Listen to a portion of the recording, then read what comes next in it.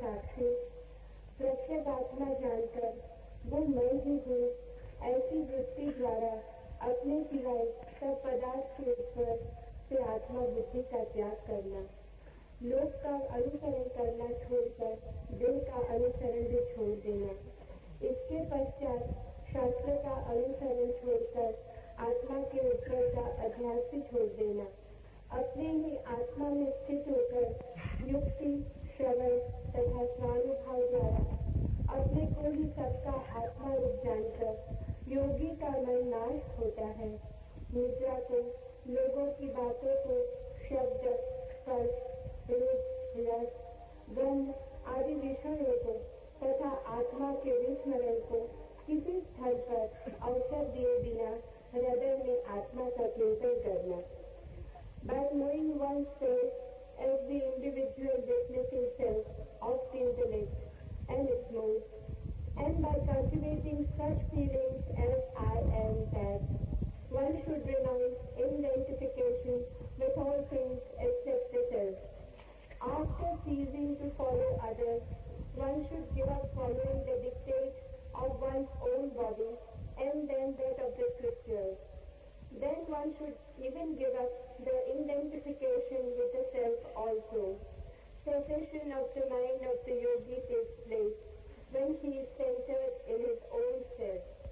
When he sees others as his own self through right methods, right listening, shravana, and self-experiencing. To contemplate the self inside the heart without giving way to sleep, to what people say, to 5 objects of the senses, sound, touch, form, taste and smell, and to self-forgetfulness.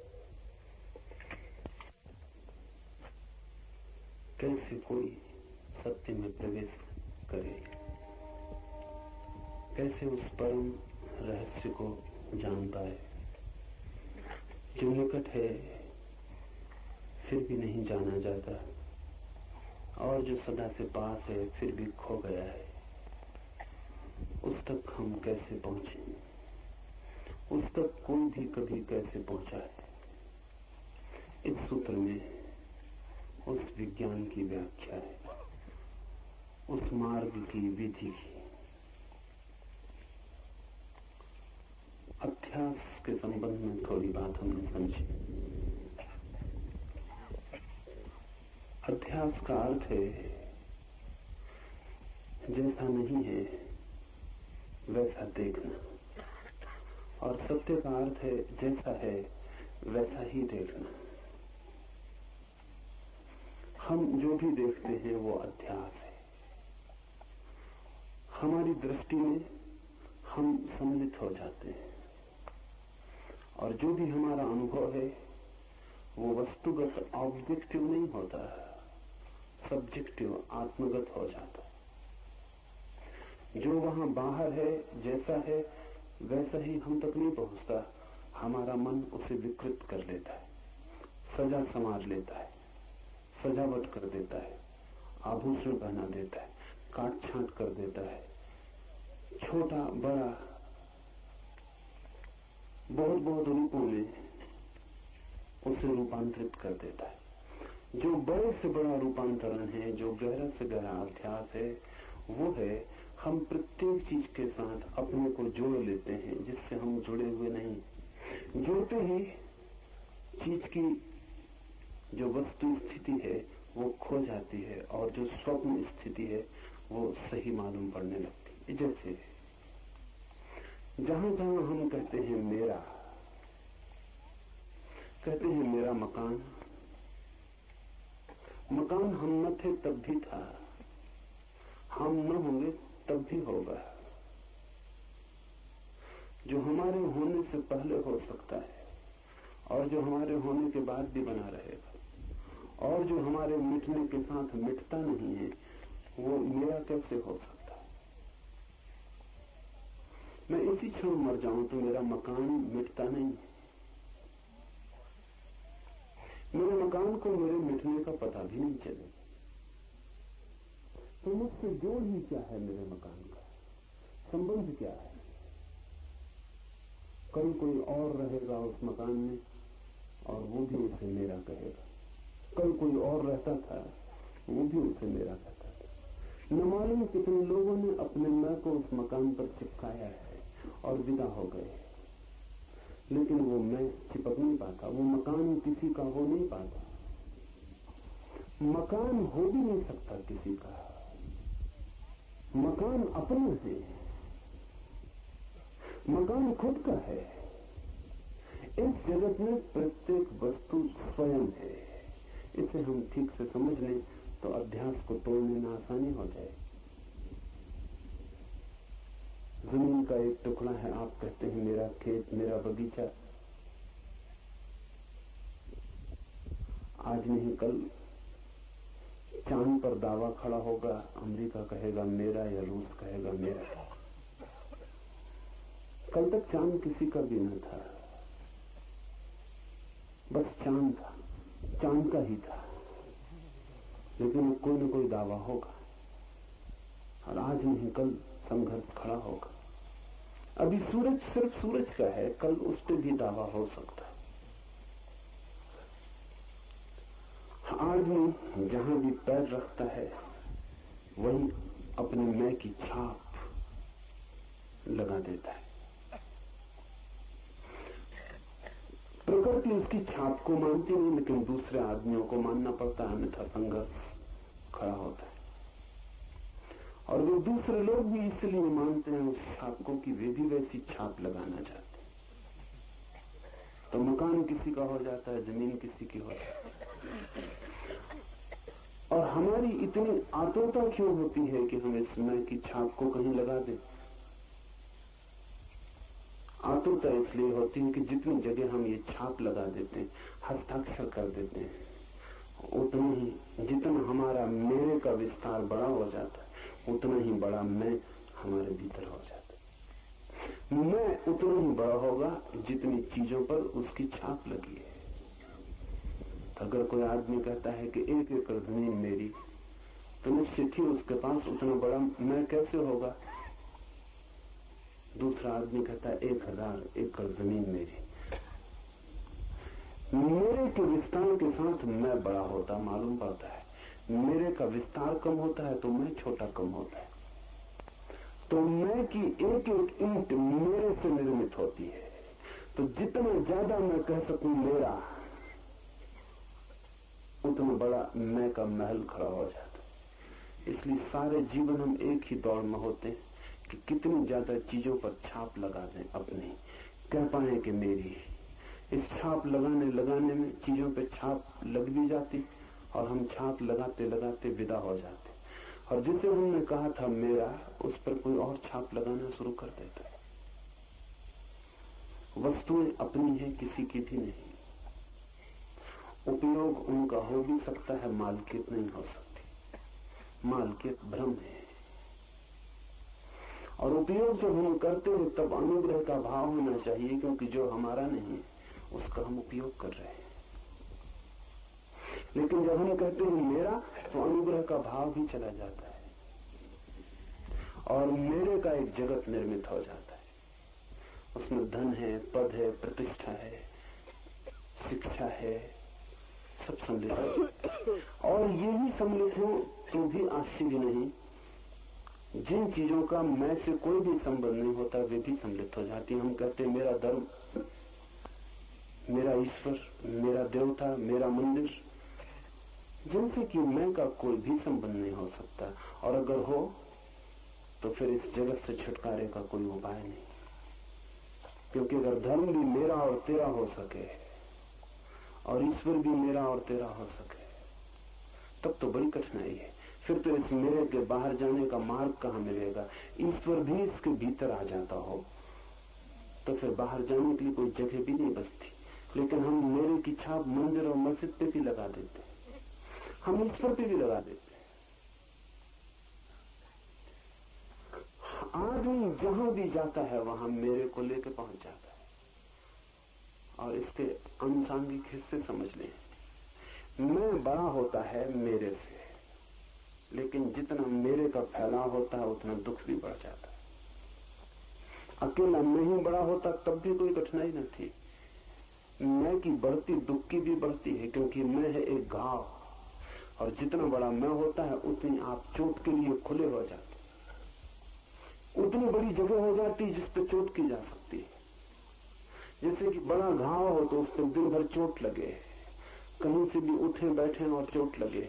घाव है बड़ा, जगह है बड़ी, कुछ भी इशारा चोट बन जाता है। जितना बड़ा मैं हो उतनी बड़ी चोट लगने लगती, उतना दुख होता है। मैं के विस्तार से मैं बढ़ता है, रस आता है, मैं बढ़ता है, दुख भी बढ़ता है। इधर लगता है सुख बढ़ रहा है, उधर साथ साथ दुख भी बढ़ता जाता है। जितना हम सुख बढ़ाते हैं उतना दुख बढ़ता चला जाता है। और इन दोनों के बीच में एक अध्यास, एक भ्रम चल रहा है। जहां मेरे का कोई उपाय नहीं कहने का, वहां हम व्यर्थ ही झूठ ही मेरा कहे चले जा रहे हैं। यह हाथ जिसको आप मेरा कहते हैं, शरीर जिसको आप मेरा कहते हैं, ये भी आपका नहीं है। आप नहीं थे तब भी इस हाथ की हड्डी, इस हाथ की चमड़ी, इस हाथ का खून कहीं था, और आप नहीं होंगे तब भी ये होगा। आपके शरीर में जो हड्डियां हैं वो न मालूम कितने शरीरों में हड्डियां रह चुकी। जो आज आपका खून है कल किसी पशु में बहता था, परसों किसी वृक्ष में बहता था, और न मालूम कितनी लंबी यात्रा है उसकी, अरबों खरबों वर्षों की। आप नहीं होंगे तब भी आपके शरीर में एक एक कण कोई भी नष्ट होने वाला नहीं है, वो सब बना रहेगा, वो किन्हीं और शरीरों में बहेगा। इसे ऐसा समझें कि जो सांस अभी आपके भीतर है, एक क्षण पहले आपके पड़ोसी के भीतर थी। जो आपके पास में बैठा है उसने जो सांस छोड़ दी है वो अब आपकी सांस हो गई है। क्षण भर पहले वो कहता था मेरी सांस, क्षण भर बाद उसकी नहीं रही, किसी और की हो गई है। और आप दूसरा भी कह नहीं पाएगा मेरी सांस की दूसरे की हो जाएगी। जिंदगी प्रतिपल किसी का दावा स्वीकार नहीं करती, बही चली जाती, और हम दावे ठोकते चले जाते। ये दावे का जो भ्रम है, ये मनुष्य का गहरे से गहरा अध्यास है। तो जब भी कोई आदमी कहता है मेरा, तब अज्ञान में गिरता है। ये सूत्र इस अध्यास को तोड़ने के लिए है। जमीन तो मेरी है ही नहीं, मकान तो मेरा है ही नहीं, धन तो मेरा है ही नहीं, शरीर भी मेरा नहीं है। आपका जो शरीर है वो आपके माँ और पिता के अणुओं से बना, वो आपके पहले थे, और वे अणु लंबी यात्रा करके आ रहे हैं। वो आपके माता पिता के पास थे। हजारों लाखों वर्षों की यात्रा उन अणुओं की, उनसे आपका शरीर बना है। वो शरीर भी एक क्षेत्र है, एक जमीन है जिसमें आप स्थापित हैं, लेकिन आप है नहीं, आप वही नहीं है, उससे अलग है। ये सूत्र कहता है मनुष्य शरीर भी नहीं है। इतना ही नहीं, ये सूत्र और गहरे जाता है और कहता है मनुष्य मन भी नहीं है, क्योंकि मन भी तो संग्रह है। आपके पास कोई भी ऐसा एक विचार है जो आपका हो, जिसको आप कह सके मेरा, कोई विचार नहीं। कोई परंपरा से आया, कोई शास्त्र से आया, कोई किसी से सुन के, कहीं से पढ़ के, कहीं न कहीं से आया है।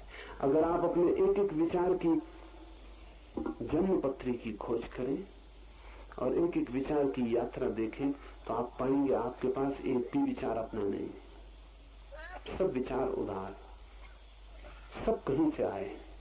कोई विचार मौलिक नहीं होता, ओरिजिनल नहीं होता, सब विचार उधार होते हैं।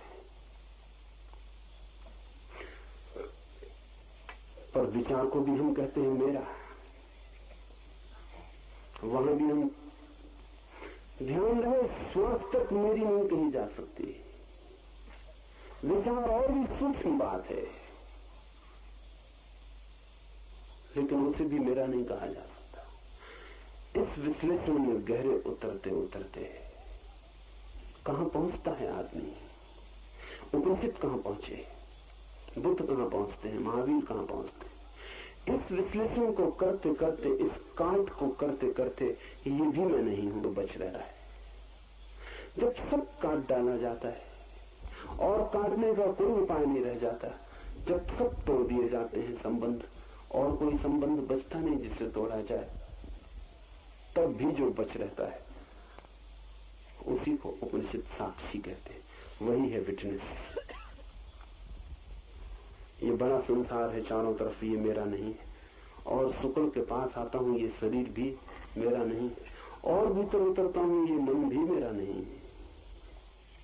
फिर कौन है जिसको मैं कहूं मैं?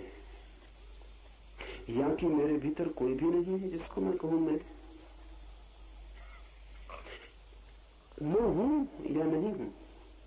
सब मेरे को तोड़ते तोड़ते शुद्धतम क्या बचता है भीतर? एक चीज बच रहती है जो नहीं कटती, जिसको काटने का कोई भी उपाय नहीं। पश्चिम में एक विचारक हुआ दिकार्त,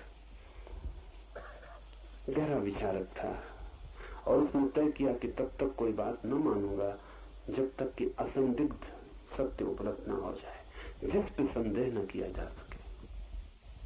तो उसने चिंतन शुरू किया, बड़ी मेहनत की उसने, और सारी चीजें संदिग्ध मालूम पड़ी। कोई कहे ईश्वर है, संदेह किया जा सकता है, हो या न हो लेकिन संदेह तो किया जा सकता है।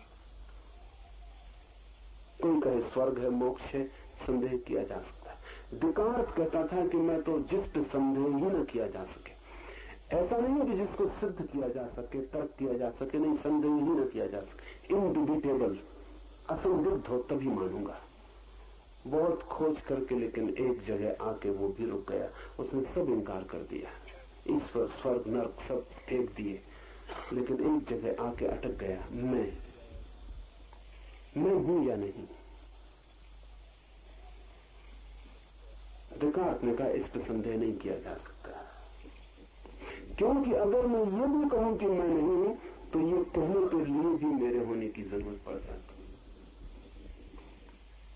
तो ऐसे होगा जैसे घर के भीतर कोई आदमी हो और वो आपसे कहे कि मैं अभी बाहर गया हूं, या मैं अभी घर पर नहीं हूं, आप थोड़ी देर बाद आए तब मैं आपको मिलूंगा, तब तक मैं घर लौट आऊंगा। तो उसका ये कहना ही उसके होने का प्रमाण हो जाए। इसलिए मेरे होने की तो स्थिति असंदिग्ध है। इतना तो साफ है कि मैं हूं, लेकिन क्या हूं ये इतना साफ नहीं है। शरीर हूं कि मन हूं, क्या हूं ये इतना साफ नहीं है। उपनिषद इसी की खोज में चलते हैं, साफ करते चले जाते हैं, एक एक चीज को अलग करते जाते हैं, जैसे कोई प्याज के छिलके को उघाड़ता चला जाए, और जब तक छिलके बचते हैं उघाड़ते ही चले जाते हैं। अगर प्याज के छिलके उघाड़ते चले जाएं तो पीछे आपके हाथ कुछ भी न लगेगा। प्याज छिलका ही छिलका है, वस्त्र ही वस्त्र, निकालते चले जाएं तो भीतर कुछ भी नहीं मिलेगा। जैसे किसी ने कपड़ों की एक गुड़िया बनाई हो और हम लोग एक कपड़ा निकालते चले जाएं, एक कपड़े को निकालने दूसरा कपड़ा बचे, उसे निकालने तीसरा निकल आए, निकालते चले जाएं, लेकिन कपड़े की ही गुड़िया हो तो आखिर में सब कपड़े निकल जाएंगे, गुड़िया पीछे बचेगी नहीं, आखिर में शून्य हाथ लगेगा। तो बड़ी खोज यही है मनुष्य की कि आदमी भी कहीं परतों का ही एक जोड़ तो नहीं है कि हम उखाड़ते चले जाएं और भीतर फिर कुछ बचे ही ना। कह दें कि शरीर भी मैं नहीं हूं और मन भी मैं नहीं हूं और ये भी नहीं और ये भी नहीं, फिर कहीं ऐसा ना हो कि प्याज की कहानी हो जाए, आखिर में कुछ भी ना बचे जिसको हम कह सकें कि मैं हूं। लेकिन उपनिषद कहते हैं अगर ये भी हो तो भी सत्य को जान लेना जरूरी है। अगर ये भी सत्य हो कि भीतर कुछ भी नहीं है तो भी जान लेना जरूरी है, क्योंकि सत्य को जान लेने के परिणाम महत्वपूर्ण है। लेकिन खोज करने पर अंततः पता चलता है कि नहीं, वस्तुओं का जोड़ ही नहीं है आदमी, मात्र परत और परत और परत ही नहीं है, परतों के भीतर भी कुछ है जो परतों से भिन्न है। लेकिन उसका पता तभी चलता है जब हम सब परतों को उखाड़ के भीतर पहुंच जाएं। उस तत्व का नाम उपनिषद कहते हैं साक्षी। ये बड़ा कीमती शब्द है और बड़ा मूल्यवान, और पूरब का सारा चिंतन, सारी मनीषा, सारी प्रतिभा इस एक छोटे से शब्द में निहित हो गई है। इससे महत्वपूर्ण शब्द पूरब ने दूसरा दुनिया को नहीं दिया है, साक्षी। साक्षी का मतलब क्या है? साक्षी का मतलब है देखने वाला, गवाह। मैं शरीर नहीं हूं, ऐसा किसको अनुभव होता है? मैं मन नहीं हूं, ऐसा किसको अनुभव होता है? ऐसा कौन इनकार करता चला जाता है कि मैं ये नहीं हूं, मैं ये नहीं हूं, मैं ये नहीं। एक तत्व है हमारे भीतर दर्शन का, दृष्टि का, दृष्टा का, देखने का। हम देख रहे हैं, हम जांच रहे हैं। वो जो देख रहा है वही है साक्षी। जो दिखाई पड़ रहा है वही है जगत। जो देख रहा है वही हूं मैं, और जो दिखाई पड़ रहा है वही है जगत। अध्यास का अर्थ है कि जो देख रहा है वो भूल से ये समझ लेता है कि जो दिखाई पड़ रहा है वो मैं हूं। ये अध्यास है। एक हीरा मेरे हाथ में रखा है, उसे मैं देख रहा हूं। अगर मैं ये कहने लगूं कि मैं हीरा हूं तो अध्यास होगा, क्योंकि हीरा मेरे हाथ पर रखा है, दिखाई पड़ रहा है, ऑब्जेक्ट है, एक विषय है, और मैं देखने वाला हूं, अलग हूं। देखने वाला सदा ही अलग है उससे जो दिखाई पड़ता है। देखने वाला कभी भी दृश्य के साथ एक नहीं है। देखने वाला सदा ही दिखाई पड़ने वाले से भिन्न है। मैं आपको देख रहा हूं क्योंकि आपसे भिन्न हूं। आप मुझे देख रहे हैं क्योंकि मैं आपसे भिन्न हूं। जो भी दिखाई पड़ता है वो आपसे भिन्न है। उसको ही अपने से अभिन्न समझ लेना अध्यास है। जिसको आप देख रहे हैं उसके साथ इतने मोहित हो जाना कि लगने लगे ये मैं ही हूं। यही भ्रांति है। इस भ्रांति को तोड़ना है और अंततः उस शुद्ध तत्व को खोज लेना है जो सदा ही देखने वाला है और कभी दिखाई नहीं पड़ता। ये थोड़ा कठिन है। जो देखने वाला है वो कभी दिखाई नहीं पड़ सकता है, क्योंकि वो किसको दिखाई पड़ेगा?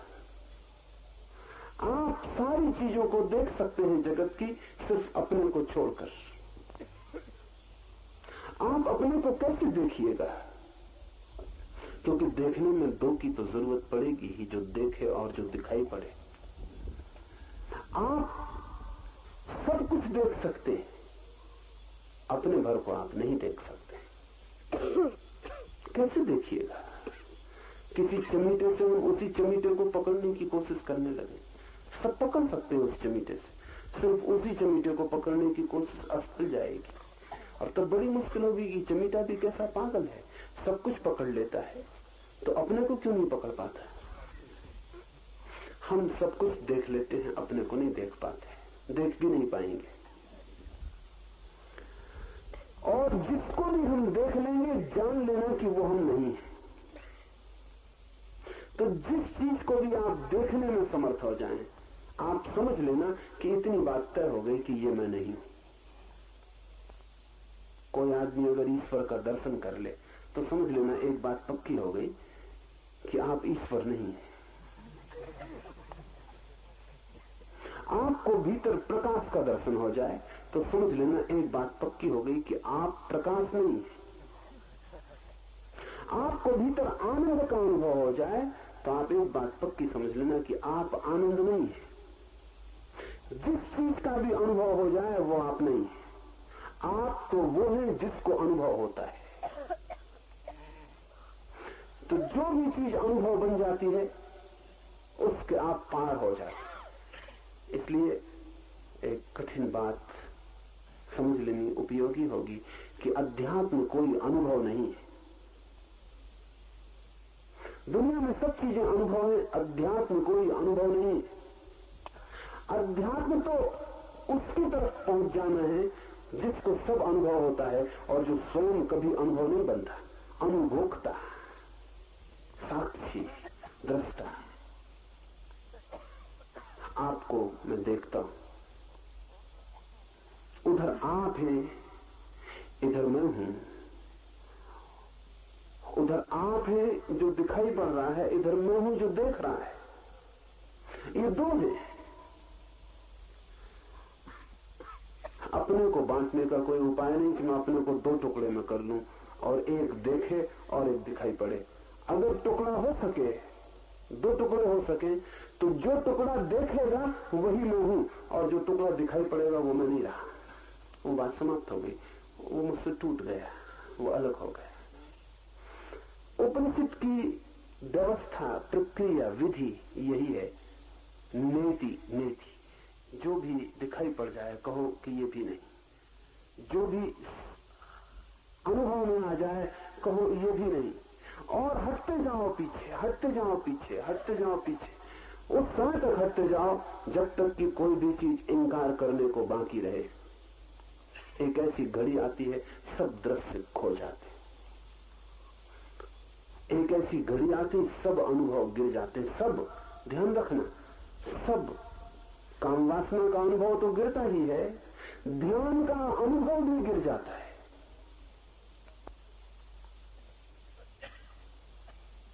संसार के राग द्वेष के अनुभव तो गिर ही जाते हैं, आनंद, समाधि, इनके भी अनुभव गिर जाते।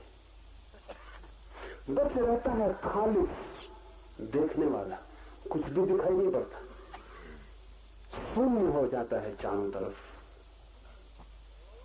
रह जाता है केवल देखने वाला, और चारों तरफ रह जाता है खाली आकाश। बीच में खड़ा रह जाता है दृष्टा, उसे कुछ भी दिखाई नहीं पड़ता, क्योंकि उसने सब इंकार कर दिया। जो भी दिखाई पड़ता था हटा दिया मार्ग से, अब उसे कुछ भी अनुभव नहीं होता, हटा दिए सब अनुभव। अब बच रहा अकेला जिसको अनुभव होता था। जब कोई भी अनुभव नहीं होता और कोई दर्शन नहीं होता, कोई दिखाई नहीं पड़ता और कोई विषय नहीं रह जाता, और जब साक्षी अकेला रह जाता है, तब कठिनाई है भाषा में कहने की कि क्या होता है, क्योंकि हमारे पास अनुभव के सिवाय कोई शब्द नहीं। इसलिए इसे हम कहते हैं आत्म अनुभव, लेकिन अनुभव शब्द ठीक नहीं है। हम कहते हैं चेतना का अनुभव या ब्रह्म अनुभव, लेकिन ये सब कोई भी शब्द ठीक नहीं है, क्योंकि अनुभव उसी दुनिया का शब्द है जिसको हमने तोड़ डाला। अनुभव उस द्वैत की दुनिया में अर्थ रखता है जहां दूसरा भी था, यहां कोई अर्थ नहीं रखता, यहां सिर्फ अनुभोक्ता बचा, साक्षी बचा। इस साक्षी की तलाश ही अध्यात्म है। ध्यान देना, ईश्वर की तलाश अध्यात्म नहीं।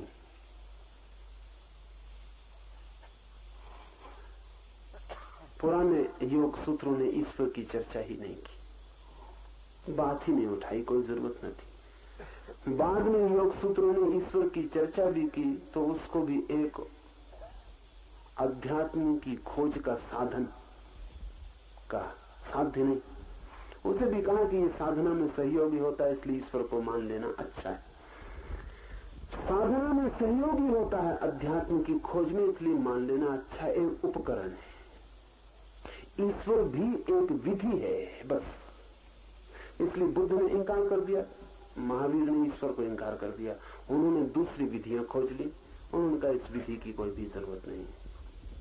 अगर विधि ही है ईश्वर तो फिर दूसरी विधियों से भी काम चल सकता है। लेकिन बुद्ध और महावीर भी साक्षी को इंकार नहीं कर सकते, ईश्वर को इंकार कर सकते। सब कुछ इंकार किया जा सकता है, लेकिन अध्यात्म की जो आत्यंतिक आधारशिला है वो साक्षी है, उसे इंकार नहीं किया जा सकता। इसलिए चाहे ईसाईयत, चाहे इस्लाम, चाहे हिंदू, चाहे जैन, चाहे बौद्ध, एक बात आप खोज लेना, अगर किसी भी धर्म में साक्षी की कोई बात हो तो समझना कि वो धर्म है, अगर साक्षी की बात ही ना हो तो समझना कि उसका धर्म से कोई भी संबंध नहीं। और सब बातें गौण हैं, और सब बातें उपयोगी गैर उपयोगी हैं, और सब बातों में मतभेद हो सकता है, साक्षी के मामले में मतभेद नहीं हो सकता। इसलिए अगर किसी दिन दुनिया में धर्म का विज्ञान निर्मित होगा तो उसमें ईश्वर, आत्मा, ब्रह्म, इन सब की चर्चा नहीं होगी, क्योंकि ये सब स्थानीय बातें हैं, कोई धर्म मानता है कोई नहीं मानता। लेकिन साक्षी की चर्चा जरूर होगी, क्योंकि साक्षी स्थानीय घटना नहीं है, धर्म ही नहीं हो सकता बिना साक्षी के। तो साक्षी भर एक वैज्ञानिक आधारशिला है समस्त धर्म अनुभव की, समस्त धर्म की खोज और यात्रा की। और इस साक्षी पर ही सारे उपनिषद घूमते हैं इर्द गिर्द। सारे सिद्धांत और सारे इशारे इस साक्षी को दिखाने के लिए।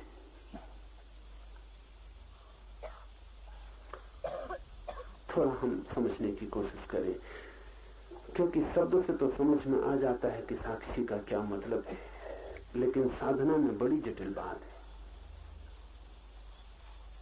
हमारा जो मन है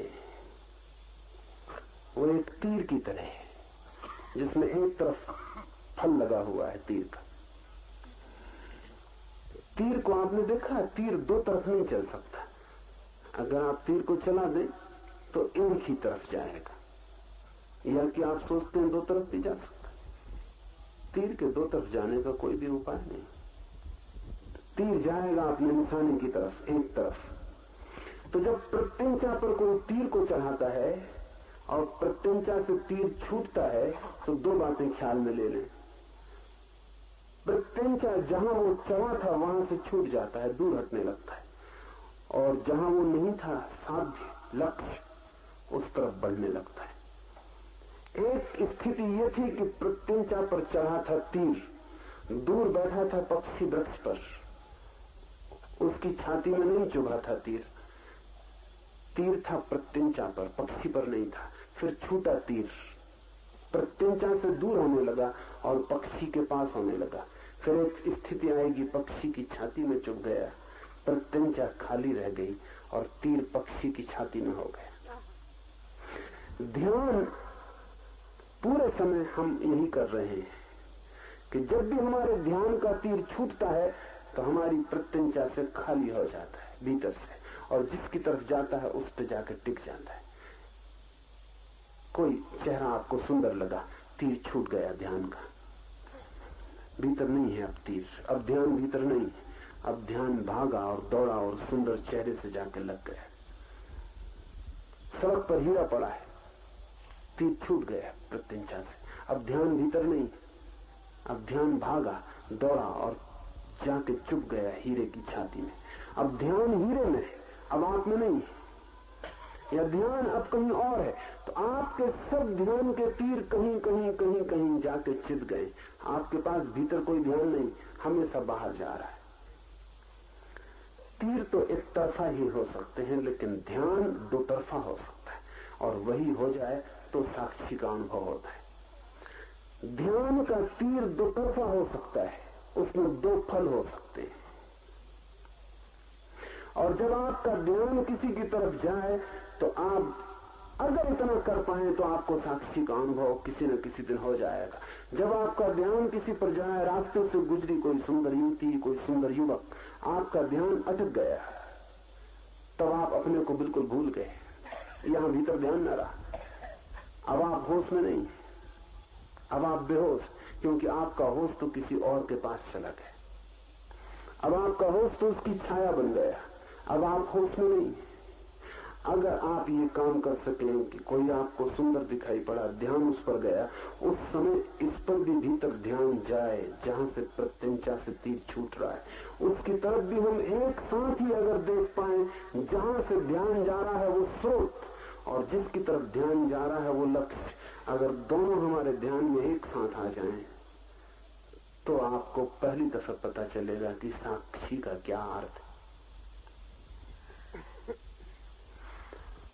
कहां से ध्यान जा रहा है उस स्रोत का अनुभव होना चाहिए। कहां से ध्यान पैदा हो रहा है, वृक्ष हमें दिखाई पड़ता है, शाखाएं दिखाई पड़ती हैं, फूल पत्ते दिखाई पड़ते हैं, फल लग जाते हैं वो दिखाई पड़ते हैं, जड़ें हमें नहीं दिखाई पड़ती, जड़ें अंधेरे में छिपी, लेकिन वहीं से वृक्ष रस ले रहा है।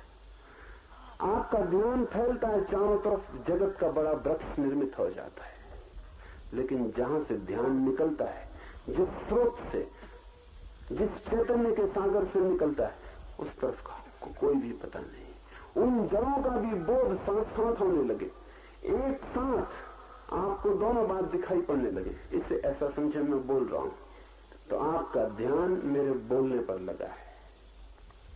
इसको दोहरा तीर बना लें। ये दोहरा तीर अभी इसी वक्त भी बन सकता है। जब मैं बोल रहा हूं तो आप केवल मैं जो बोल रहा हूं वही न सुने, आपको ये भी स्मरण रहे कि मैं सुन रहा हूं। बोलने वाला कोई और है, वो बोल रहा है, मैं सुनने वाला हूं, मैं सुन रहा हूं। अगर आप एक क्षण को भी अभी यही ये दोनों बातें एक साथ कर ले, सुने भी और सुनने वाले का स्मरण भी, रिमेम्बरिंग भी भीतर बनी रहे कि मैं सुन भी रहा हूं। शब्द दोहराने की जरूरत नहीं। अगर आप कहें कि मैं सुन रहा हूं तो उतनी देर में आप सुन ना पाएंगे। जो मैंने कहा वो चूक जाएगा। भीतर शब्द बनाने की जरूरत नहीं कि मैं सुन रहा हूं, मैं सुन रहा हूं। अगर आपने ऐसा किया तो उतनी देर आप बहरे हो जाएंगे। उस सेकंड आप अपने भीतर की आवाज सुन लेंगे कि मैं सुन रहा हूं, लेकिन जो मैं बोल रहा हूं यहां से वो आपको सुनाई नहीं पड़ेगा।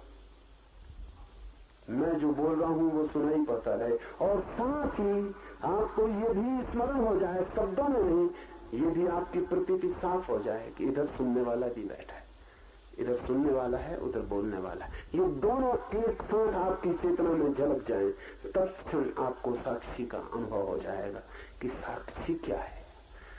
साक्षी वो है जो इन दोनों को देख रहा है।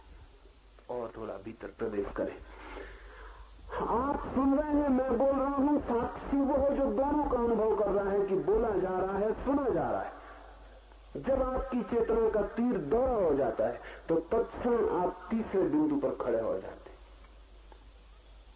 मैंने बोला, ये एक बिंदु हुआ। साधारणतः आपका ध्यान इसी पे लगा रहता है। आपने सुना भी, आप सुनने वाले हैं, ऐसा भी आपको प्रतीति हुई, एहसास हुआ, अनुभव हुआ। ये दूसरा बिंदु हो गया। ये दूसरा बिंदु पाना बहुत कठिन है। अगर ये दूसरा बिंदु आपको मिल जाए तो तीसरा बिंदु पाना बहुत सरल है। वो तीसरा बिंदु ये है कि बोलने वाला है आ, सुनने वाला है बा, फिर आप कौन है भीतर जो कि दोनों को अनुभव कर रहे हैं, बोलने वाले को भी और सुनने वाले को भी। आप तीसरे हो गए, द थर्ड पॉइंट। वो जो तीसरा बिंदु है वही साक्षी। इस तीसरे के पार नहीं जाया जा सकता। ये तीसरा आखिरी बिंदु है। और ये है त्रिकोण जीवन का। दो बिंदु, विषय और विषय, और तीसरा बिंदु दोनों का साक्षी, दोनों को अनुभव करने वाला, दोनों को भी देख लेने वाला, दोनों का भी गवाह। इस सूत्र को हम समझें। अपने को बुद्धि और उसकी वृत्ति का साक्षी जानकर वह मैं ही हूं, ऐसी वृत्ति द्वारा सब पदार्थों के ऊपर से आत्मबुद्धि का त्याग करता है। खोजी, इस सत्य का अन्वेषक, मुमुक्षु, ऐसा अनुभव करके कि मैं सदा साक्षी हूं, कभी करता नहीं, सदा साक्षी हूं, कभी भोगता नहीं। समस्त चीजों के ऊपर से अपनी वासना का, अस्मिता का, मेरेपन का भाव छोड़ देता है, हटता जाता है भीतर उस बिंदु तक जिसके आगे हटने का फिर और कोई उपाय नहीं। लोक का अनुसरण करना छोड़कर ऐसा व्यक्ति फिर लोक का अनुसरण करना छोड़ देता है। लोक का अर्थ है समाज, संस्कृति, सभ्यता, लोग जो आपके चारों तरफ है, भीड़। जब तक आपको साक्षी का अनुभव न हो तब तक लोक का अनुसरण छोड़ना खतरनाक भी है, क्योंकि लोक के साथ जुड़ी है नीति, जुड़ा है नियम, जुड़ी है मर्यादा, जुड़ी है व्यवस्था, अनुशासन। तो जो अभी अपना मालिक नहीं है, निश्चित ही समाज उसका मालिक होगा।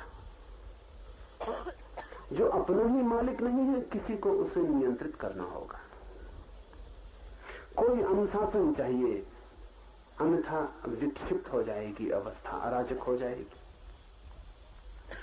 लेकिन जिसे अपने होने का अनुभव हो गया, जिसे साक्षी का अनुभव हो गया इस जगत में, अब वो अपने मालिक स्वयं।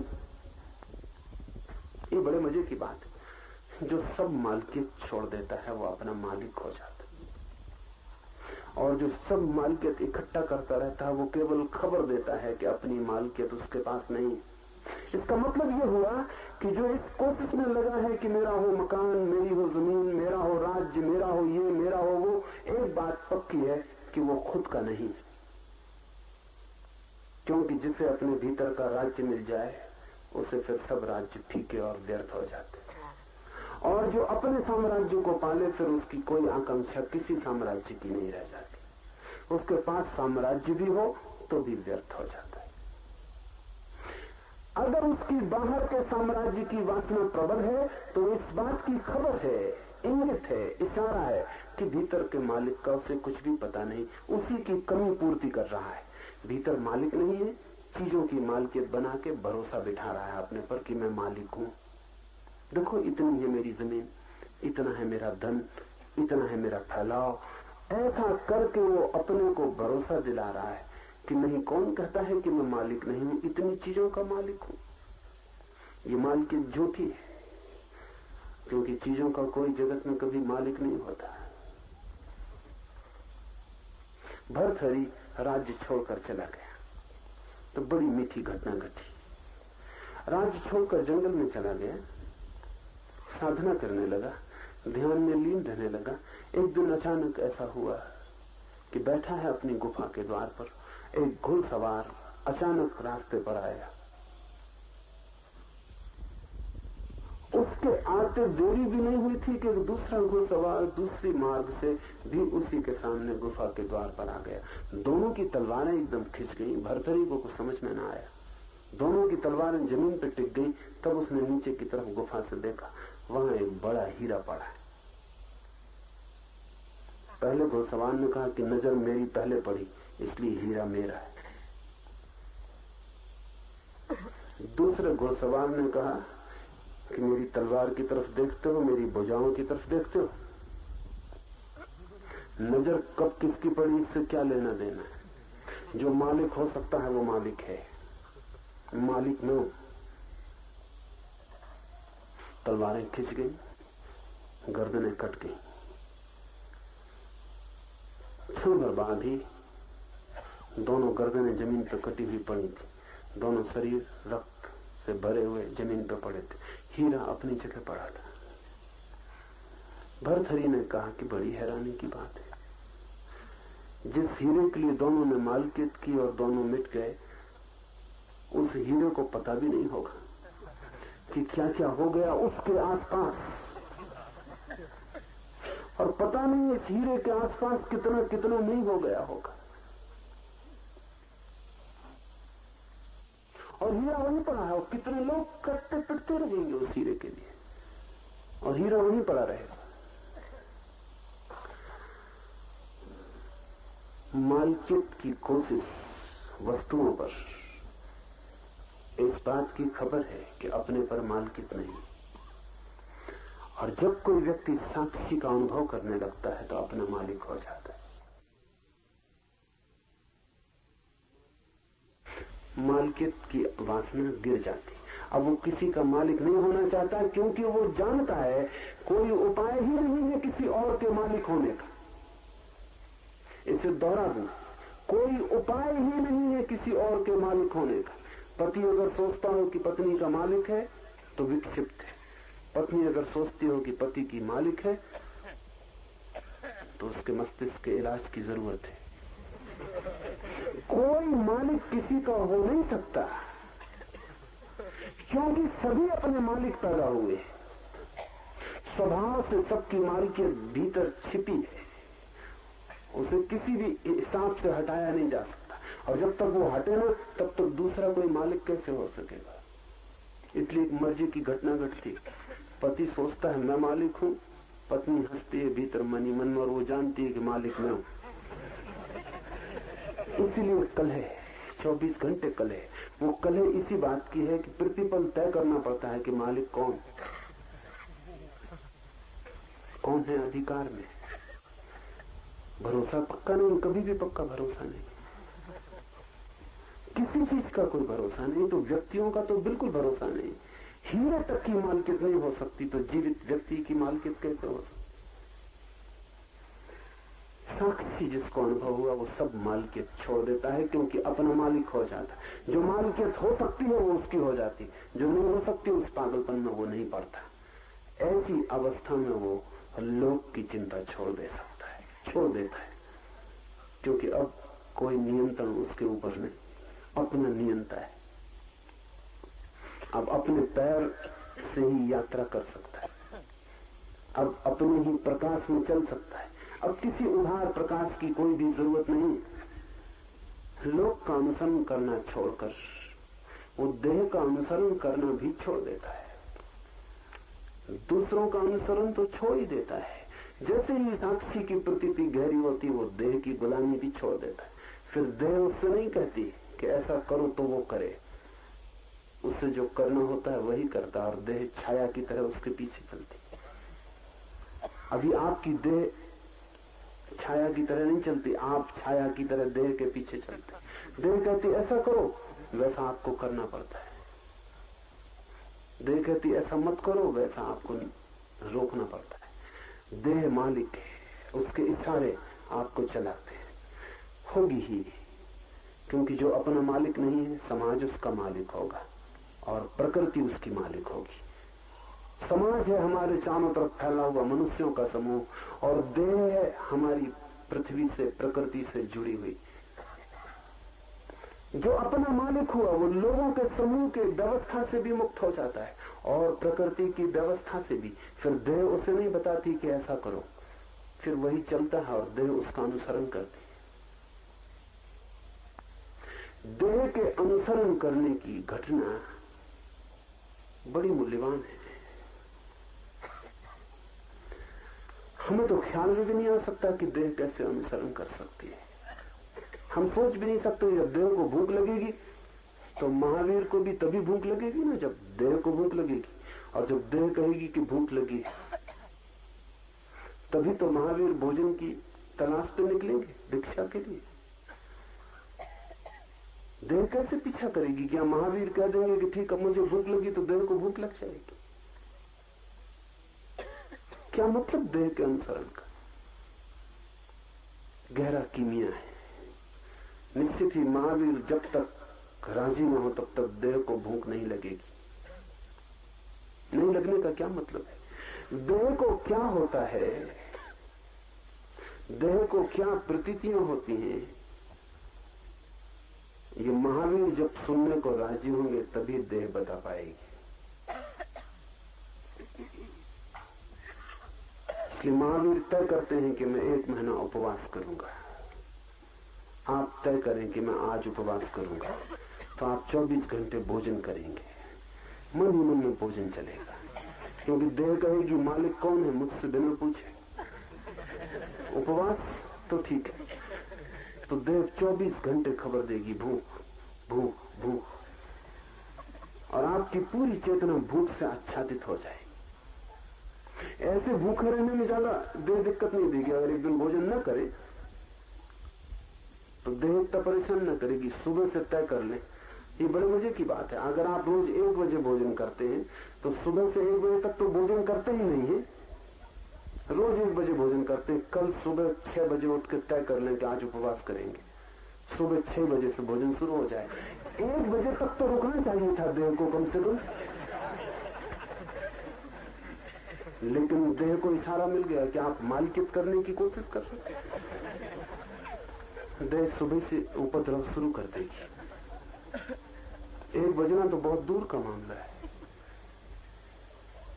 कभी ऐसा न होता था 1 बजे भूख लगती थी, आज सुबह 6 बजे से शुरू हो जाए। देह की मालकियत पुरानी, हजारों हजारों जन्मों की, और जिसकी भी मालकियत हो, कोई अपनी मालकियत इतनी आसानी से नहीं छोड़ता। महावीर कहते हैं महीने भर उपवास करूंगा, तो महीने भर के लिए देह चुप हो जाती, कोई खबर नहीं देती। देह अनुसरण करती, इसका अर्थ ये देह कोई खबर नहीं देती। महीने भर के बाद ही देह खबर देगी कि भूख लगी कि नहीं लगी। महीने भर तक देह चुप होगी। मगर इसका क्या मतलब है कि अभ्यास करने से ऐसा हो जाएगा? कि रोज रोज अभ्यास करते रहें जैसा कोई व्यायाम करता है, ऐसा रोज रोज अभ्यास करते रहें उपवास का तो धीरे धीरे आदत हो जाएगी। इस गलती में मत पड़ना। अभ्यास और आदत का सवाल नहीं, साक्षी के अनुभव का सवाल है। अगर साक्षी का अनुभव होगा तो देह, महीना नहीं अगर साल भर के लिए भी महावीर कह दे तो देह चाहे सूख जाए, मर जाए, समाप्त हो जाए, लेकिन महावीर को खबर पहुंचाने की जरूरत नहीं होगी, हिम्मत नहीं होगी कि महावीर को खबर पहुंचाए कि भूख लगी है। ये काम देह का नहीं है कि वो खबर पहुंचाए। ये तो एक दफा तय करने की बात है कि मालिक कौन है। जब तक देह को पता है कि मालिक मैं हूं तब तक वो मालिकियत करती। जब आपका साक्षी अनुभव में आ जाता है, देह की मालिकियत तत्क्षण मिट जाती, कानून ही बदल जाता है भीतर का, देह आपके पीछे चलने लगती। और तब बड़े अनूठे अनुभव है। महावीर के पीछे हजारों लोगों ने उपवास किए, लेकिन महावीर जैसे उपवास की बात मुश्किल। न मालूम कितने जैन साधु उपवास में लगे हुए, लेकिन महावीर का शरीर देखा, उनकी मूर्ति देखी, जैन साधुओं के शरीर को उनके सामने रखे तो पता चलेगा कि मामला फर्क कहां होगा। इनकी देह तो पूरी खबर दे रही, उनको नहीं आप तक को खबर दे रही कि भूख लगी। महावीर की देह खबर नहीं देती, उनको तो खबर देती नहीं, आपको भी खबर नहीं देती कि भूख लगी। महावीर जैसी सुंदर काया खोजनी मुश्किल है। वो सुंदर काया कह रही कि भीतर कोई मालिक हो गया है। और अब देह परेशान करने का सामर्थ्य नहीं रखती है। अब देह कुछ कह नहीं सकती कि ऐसा करो वैसा मत करो। ये देह का मामला नहीं है, भीतर के जानने वाले का मामला है। वो जैसा तय करे, जो तय करे, निर्णय उसके हाथ में।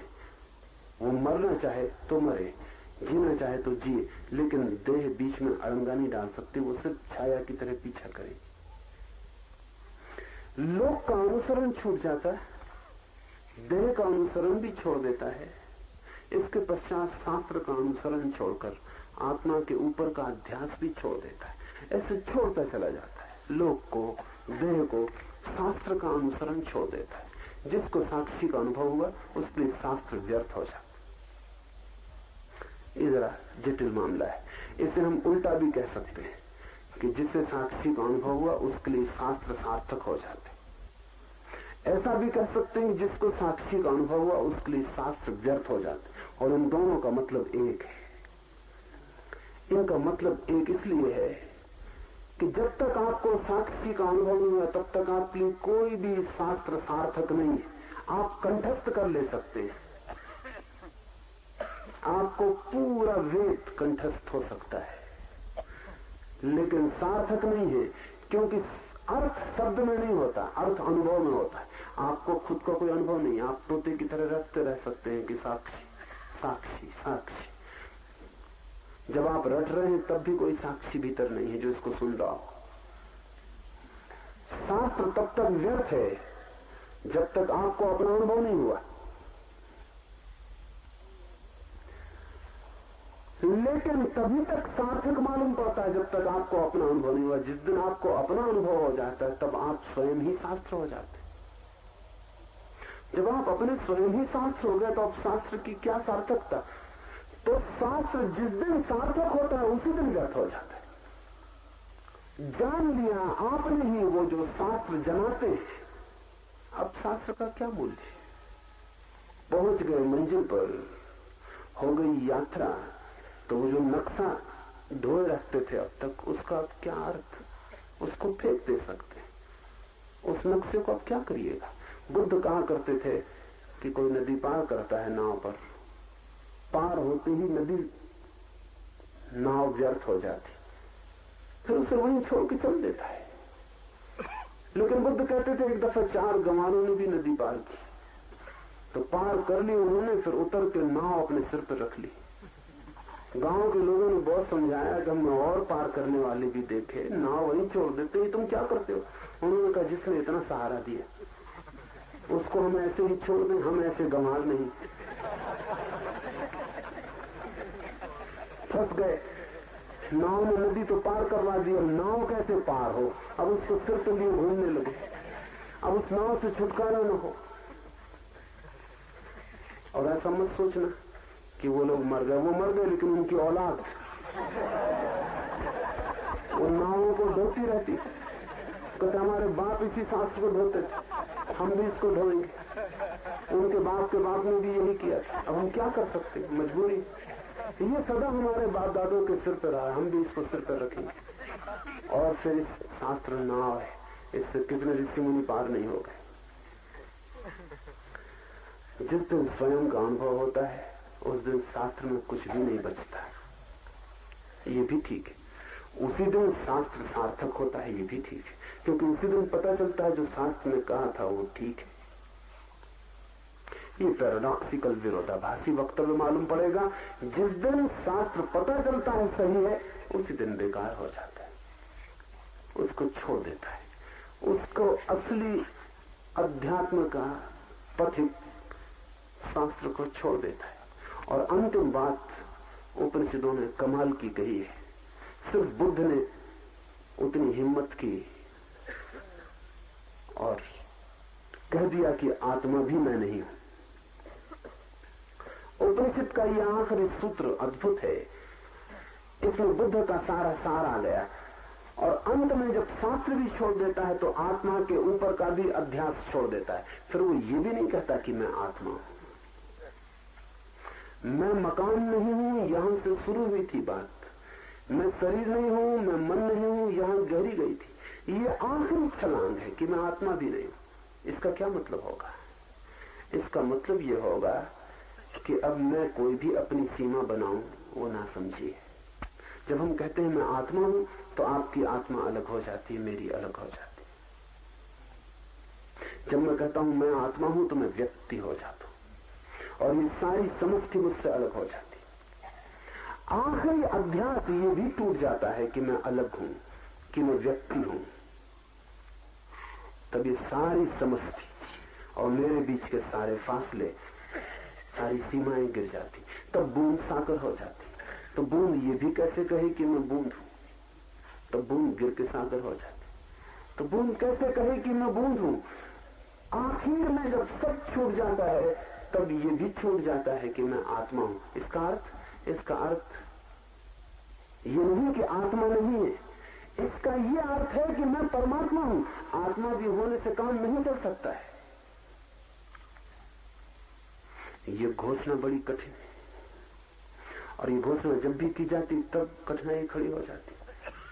अल-हिल्लाज मंसूर ने कहा मुसलमानों से कि मैं परमात्मा हूं, उन्होंने फौरन उसे सूली दे दी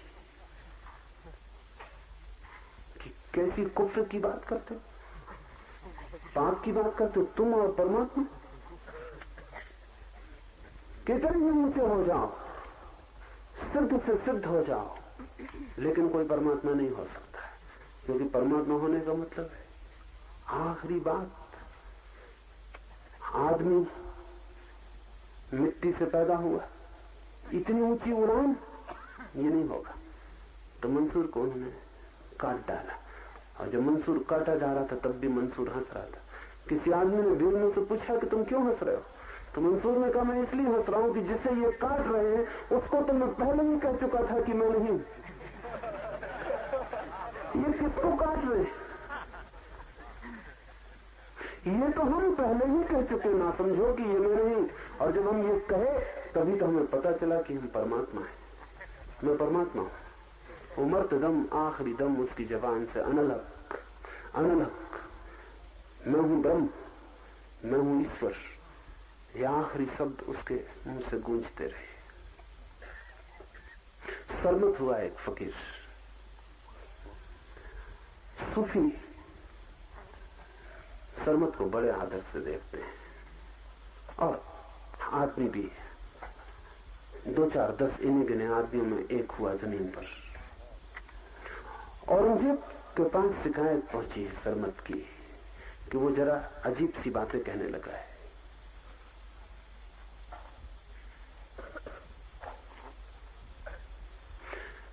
मुसलमानों का मंत्र है कोई नहीं अल्लाह के सिवा, एक अल्लाह ही है। लेकिन ये जो सरमत था, ये सिर्फ इतना ही कहता था कोई नहीं अल्लाह। आधा तो उल्टे हो गया, मतलब कोई नहीं अल्लाह के सिवा एक ही अल्लाह है, यह पूरा सूत्र। और सरमत इतना ही कहता था कोई नहीं अल्लाह। ये क्या हुआ मामला, ये तो सब बात ही बिगड़ गई।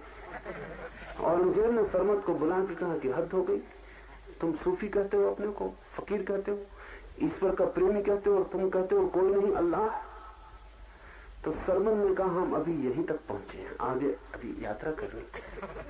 आप पूरा सूत्र कहते हैं कोई नहीं अल्लाह के सिवा एक ही अल्लाह है, अभी हम वहां तक नहीं पहुंचे, बढ़ने दो, धीरे धीरे शायद पहुंच जाए।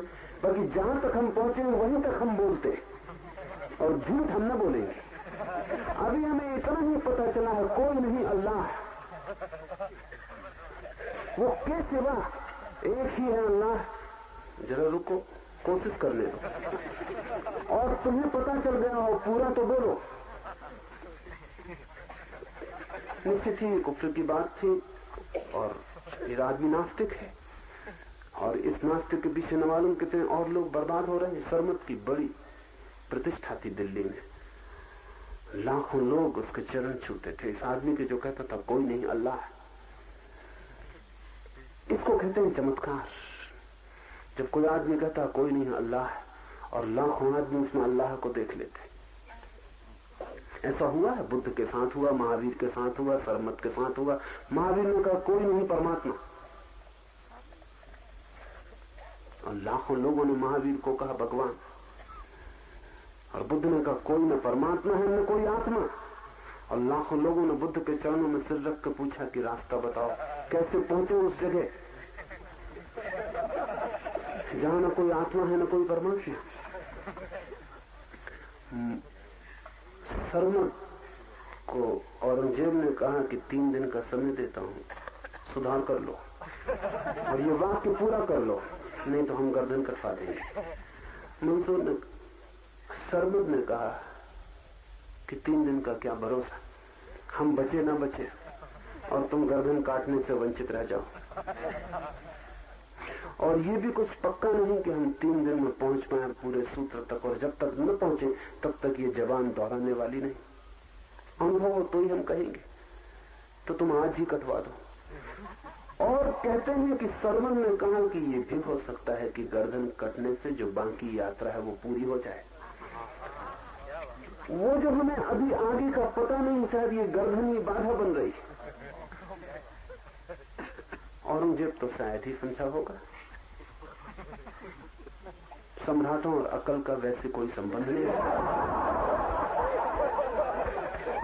उसने उसी दिन कटवा दी गर्दन सरमत की। दिल्ली में जो जामा मस्जिद है उसमें उसकी गर्दन काटी गई, और जामा मस्जिद की सीढ़ियों पर जब उसकी गर्दन गिरी और सीढ़ियों पर लुटने लगी तो हजारों लोगों ने ये आवाज सुनी जो वहां गवाह थे कि वो गर्दन चिल्ला के कह रही थी कोई नहीं अल्लाह के सिवा, एक ही है अल्लाह।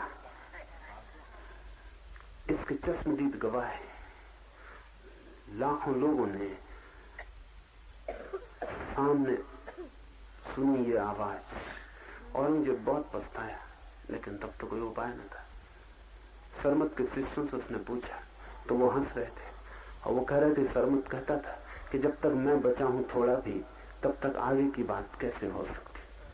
अल्लाह तो उस दिन होगा जिस दिन मैं न रहूंगा। तो ये गर्दन थोड़ी बाधा है, ये कट जाए। औरंगजेब की बड़ी कृपा है, कटवा देता है। ऐसे तो हम भी काट लेते, लेकिन वक्त लगता है, वो जल्दी किए दे रहा है।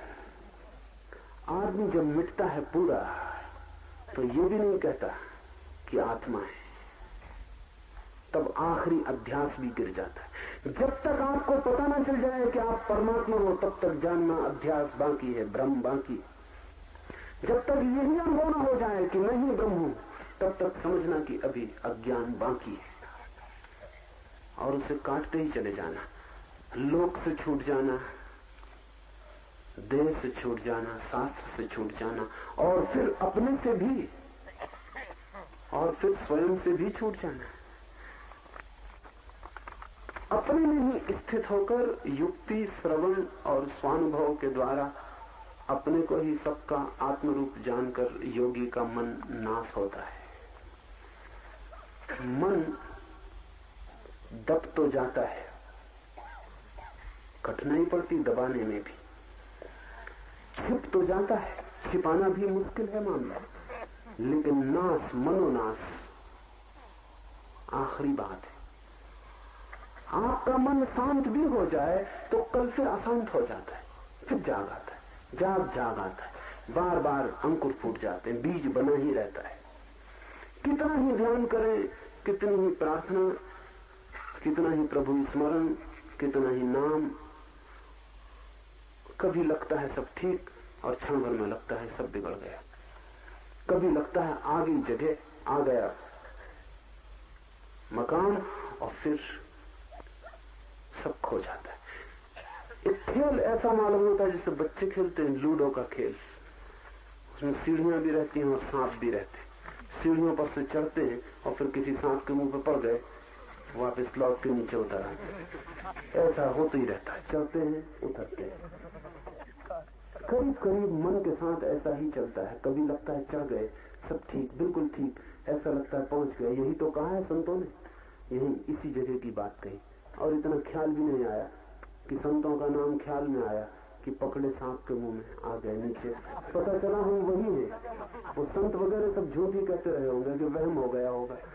एक ख्याल आ गया था कि सब ठीक हो गया, ये तो सब गड़बड़ है। मेरे पास निरंतर रोज सीढ़ियों से चढ़ने वाले, सांपों से उतरने वाले लोगों की भीड़। एक दिन आके मुझे खबर देते हैं, गजब हो गई, फैंटास्टिक, बस अब कुछ करने को नहीं रहा। दूसरे दिन सुबह कुत्ते पिटे चले आ रहे हैं, हर सीढ़ी के पास सांप टिका हुआ है। मन बहुत बार लगेगा कि गया और लौट आएगा, झलके मिलेंगी। इतनी देर को भी जाता है तो भी मन के पार की जरा सी झलक मिली, जरा सी देर को भी मन हट जाता है तो जगह खाली हो जाती। उस खाली जगह में से खुला आकाश और आकाश के तारे दिखाई दे जाते, एक खिड़की खुल जाती। लेकिन ज्यादा देर ये नहीं चलता। योगी तो तभी सिद्ध होता है जब मनोनाश हो जाता है। मनोनाश तभी होता है जब ऐसा अनुभव में आ जाए कि मैं आत्मा भी नहीं हूं। जब तक मुझे ऐसा लगता है कि नहीं शरीर, नहीं मन, लेकिन आत्मा तो मैं हूं, जब तक मेरे मैं को कोई भी सहारा बाकी है, तब तक मेरा मन बीज रूप में बना रहेगा।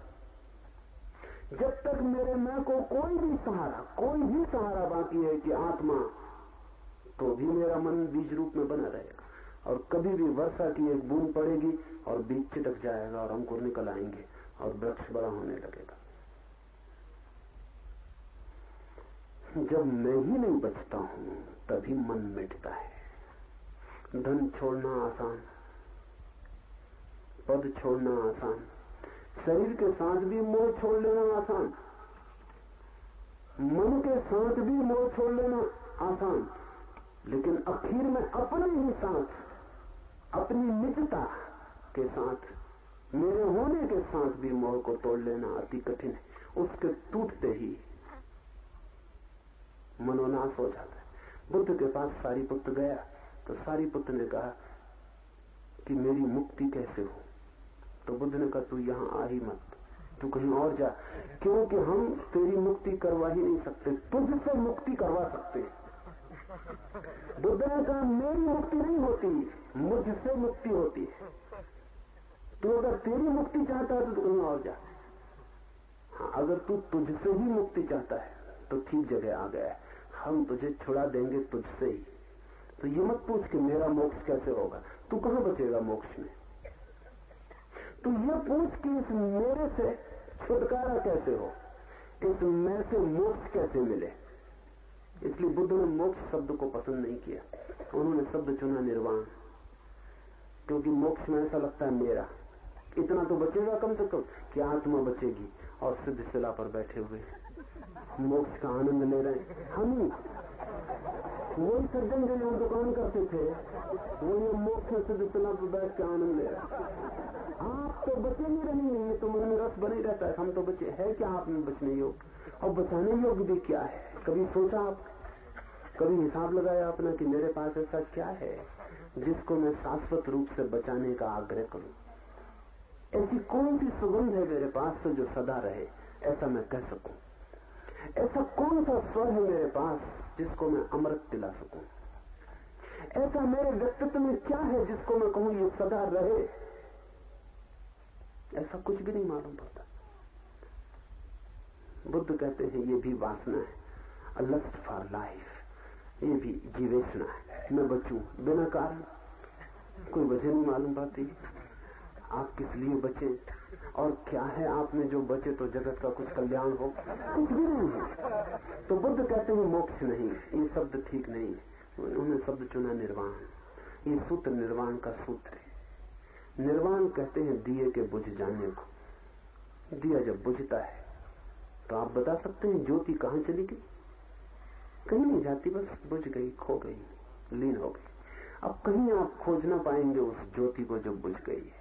अब लोक में कहीं भी अनंत में उस ज्योति को आप न खोज पाएंगे जो बुझ गई।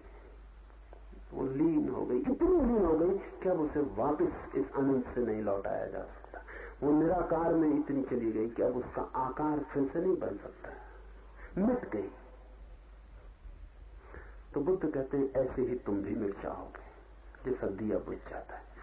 इसलिए उन्होंने शब्द चुना निर्वाण। वो कहते हैं तुम्हारा निर्वाण हो जाएगा, मोक्ष नहीं, तुम्हारा निर्वाण हो जाएगा। ये जो दिए की ज्योति तुमने टिमटिमा रही है ये बुझ जाएगी। ये बड़ी घबराने वाली बात मालूम पड़ती। तो फिर सार ही क्या है? अपने दिए में और मिट्टी का तेल डाल के किसी तरह इसकी ज्योति को जगाए रखे। ये सार क्या है? लेकिन बुद्ध कहते हैं जब तुम मिटोगे तभी तुम जान पाओगे कि तुम क्या हो, और जब तुम खोगे तभी तुम्हें पता चलेगा तुम खोए नहीं, तुमने सब पा लिया, तुम सब हो गए। आत्मा भी छूट जाती।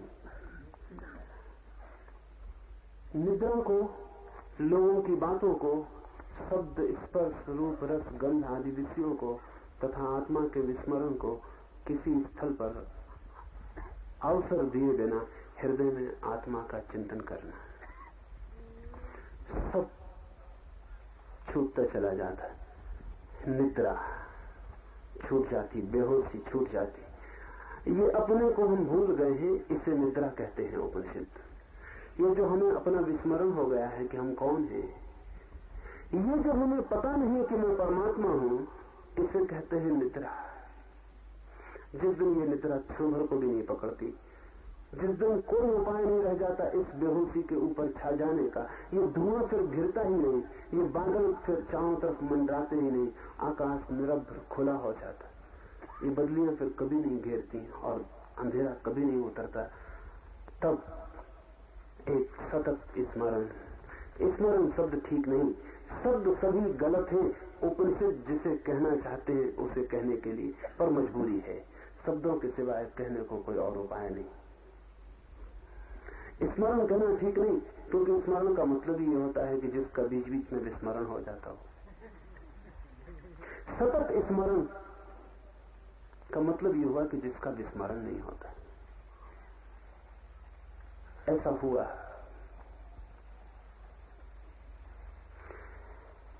एक तिब्बत में फकीर हुआ नारोपा।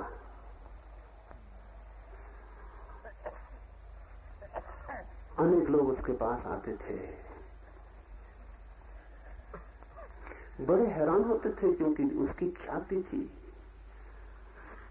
कि वो परमात्मा में लीन है, पर लोगों ने कभी उसको ईश्वर का नाम स्मरण करते नहीं देखा।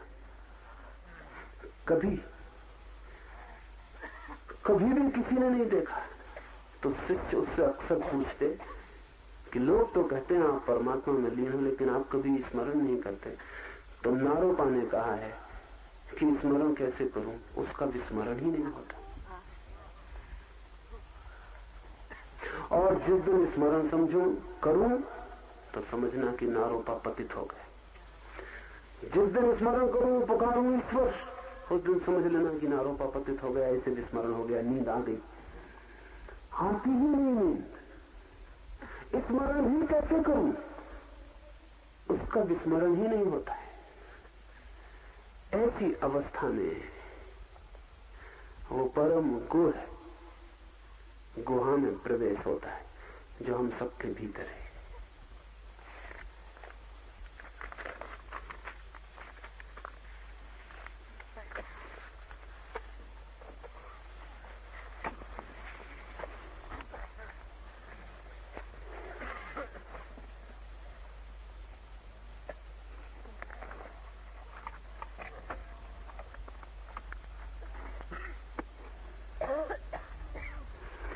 By knowing oneself as the individual witnessing self of the intellect and all its modes, and by cultivating such feelings as I am that, one should renounce identification with all things except the self. The word witnessing is one of the most significant words, particularly in Eastern spiritual alchemy. This word is a key word. So we must understand what witnessing means.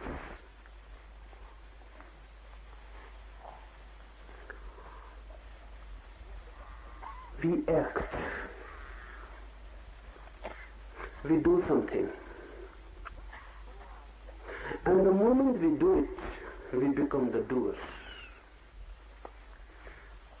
You walk.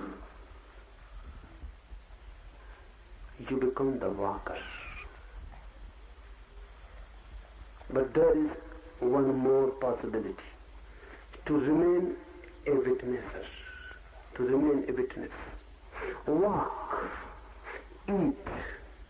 Or do whatsoever. Don't be identified with the act. Don't become one with the act. Remain a witness, observer, looking from afar. You are walking. Remain a witness to your own walking. Don't be identified with it. And suddenly, if you can remain in witnessing, you will feel the body is walking, not you. You have never walked. How can you walk? Only the body can walk. You are eating. If you can witness this act, if you can observe the very process of eating, the body eats. You have never eaten. You have always been on fast. The consciousness inside has never eaten anything. How can the consciousness eat? That is impossible. Hunger belongs to the body. The food goes to the body, not to the consciousness. It is a fuel. Your body is a mechanism. It needs fueling constantly, water and food. But you are not your mechanical body. Look at it in this way. You are driving a car. The petrol goes into the car, not into the driver.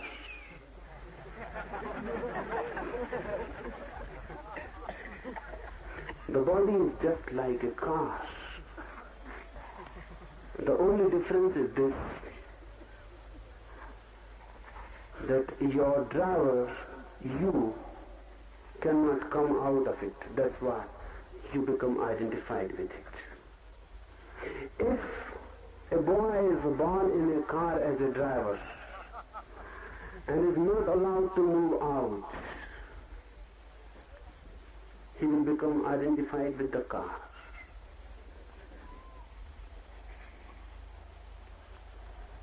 When the car will be hungry, the boy will feel, I am hungry. Body is just a vehicle. You are born in it. and you have never been out of it, that creates the problem. There are ways to be out of it. And once you are out of your body, then you will never be identified with it. One out-of-body experience will make you free of the identification that you are the body. Then you will know you are the driver. And this witnessing is the process of going out of the body. First, one has to destroy the identification. Only then you can move out. You have to destroy the inner clinging with the body, then you can move out. If you go on clinging with the body, you cannot go out of it. And it is not difficult to go out of it. Out of body experience is easy. And it is beautiful to have it. It is worth experiencing. Because once you can feel yourself a little bit out, the body becomes different. Then you can never feel yourself as the body. Then you will feel in the body, but never as the body. Witnessing is the method. Whatsoever you are doing, remember you are not the doer. Here, you are listening. Just now, I am talking. While I am talking, I know I am not talking. I am a witness to my talking. The talking is done by the body, by the mind. It is a mechanical thing. I go on witnessing myself not as the talker, but as the witness of the talk. If you can also do this while listening, if you are not identified with the listener, with your mechanism, if you can witness, if you can remember yourself as the observer of listening, if you can observe your own listening, if you can look at your own listening as a witness, suddenly a new point of consciousness arises in you. And this point has to be created continuously. Only then this point will become crystallized. So whatsoever you are doing, laughing, laugh, but be a witness also. When someone else is laughing, you are a witness. When you are laughing, be a witness to it also. Look at it as if someone else is laughing. Run and be a witness. Do anything. Go on witnessing it. Witnessing can continue with your usual day-to-day life. There is no need to ask for time. Whatsoever you are doing, taking a bath, eating, whatsoever, any tribal thing, remember only one thing, that I am not the doer. I am just a witness. This will create in you a new consciousness. That's what it means, be an actor in life. One man is acting as Ram, another is acting as Raman. They fight on the stage. But they remember, the Rama knows he is not Ram. He is only acting, doing a part. And he remains a witness. He is not identified with what he is doing. If you can take this whole world as a big stage, a big drama, and if you can conceive yourself as acting, then you can become a witnesser. And if you can witness, you have gone beyond, you have transcended. Look at life as a drama. It is. And once you can look at it as a drama, you will feel a different energy arising in you and a different mind being born. That different energy, that different consciousness will help you to go out of the body very easily. And if you can go out of your body, you can go out of the world. Because the world is nothing but a big body. Your body is just part of a big body, the world. If you can go out of this capsule body, you can go out of the cosmic body. Then there is no problem. The process is the same. Once you can jerk yourself out of the body, you have gone out of the world. Then you can come back. But then you will not have to remember that this world is a drama. You will know. That will be the difference. You will know it is a drama. Then you will not have to remember that you are acting and you have to witness. You will act and you will be the witness. While meditating, continue witnessing. Your body is dancing.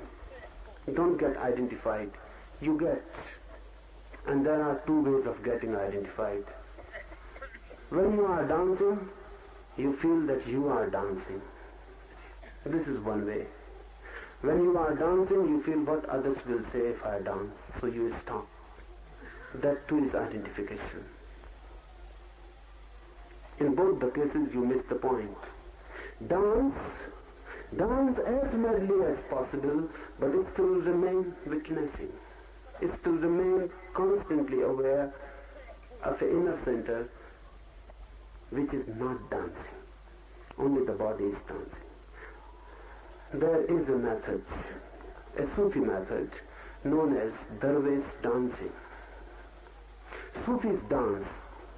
Their sect, a particular sect of Sufis is known as whirling dervishes. You might have observed small children whirling, dancing round and round and then getting in a whirl. They get dizzy and their parents will stop them, check them, prevent them. Stop, you will get dizzy. You may even get nausea. But small children often like it very much. And the reason is this, that small children are still not too much in the body. They are entering by and by.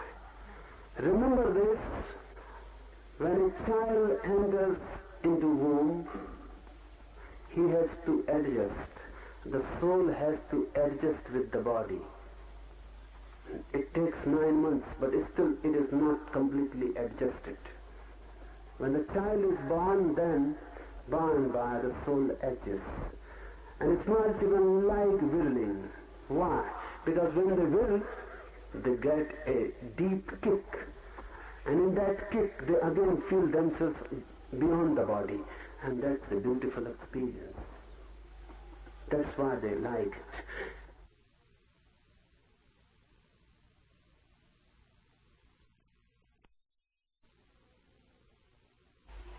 Studying this whirling of the children, Sufis have developed a method, a meditation method. They tell to whirl. If you go to them, they will tell you dance and go on in a mad whirl and remain a witness as if a wheel is moving. And the axis is there. And on the axis the wheel is moving. And the axis is just non-moving. And the wheel moves on. Just like a wheel of a cart. The wheel goes on moving. It moves on the axis, which is unmoving, non-moving. The axis remains constantly in one position, centered, and the wheel moves on it. Will like a wheel. And remember your witness inside as a center. Suddenly you will feel you are the center and body is just a wheel. If you can feel this, you are separated. You have become different from the body. You have known that the center and the periphery are different. Once you know this, you will be a different man. And this is not knowledge. This is not information. This is a lived experience. So while doing meditation here, just now, after this, we will be doing meditation. You will be jumping and crying and screaming and staring at me. Remain constantly a witness. Feel yourself jumping, screaming, crying, who, staring at me, but remain a witness to the whole thing. Know that the body is jumping, the mind is crying, I am silently standing inside. When the body is jumping and crying and much movement, and you are standing still inside, you will be thrown out of the body. Sometimes the balance will be lost and you will be out of the body, even if a little bit. You miss the body, and your body and you go on in different directions.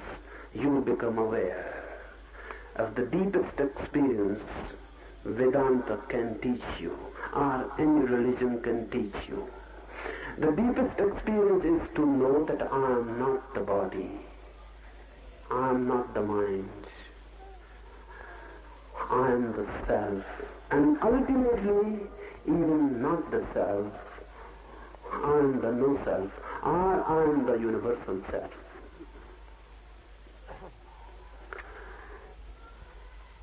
Now we will be doing our last meditation of the day.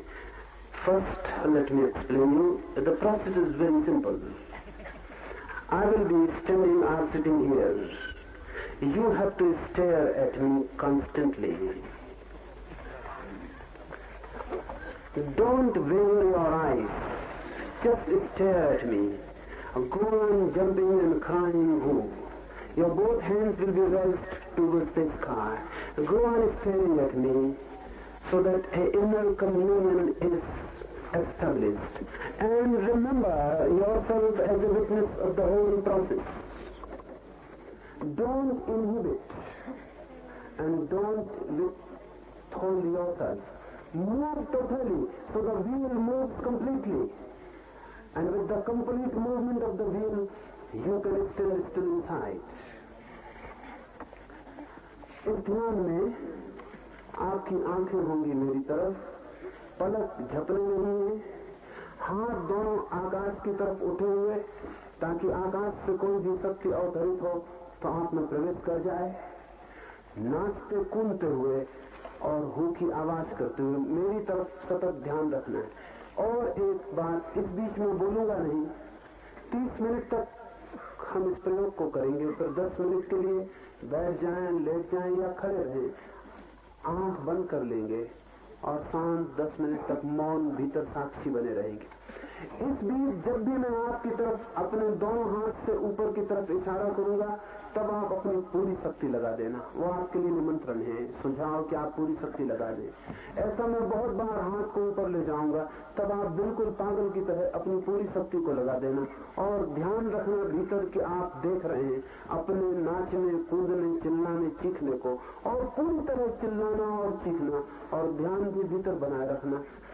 कभी जब मुझे लगेगा कि आप उस जगह आ गए हैं जहां परमात्मा को भी निमंत्रित किया जा सकता है, तब मैं अपने हाथ उल्टे कर दूंगा, और जब मैं हाथ अपने नीचे तरफ लाऊंगा तब आपको अपनी पूरी शक्ति लगा देनी है उछलने, कूदने, चिल्लाने में, लेकिन भीतर का ध्यान जारी रखना है कि भीतर साक्षी आप बने रहे।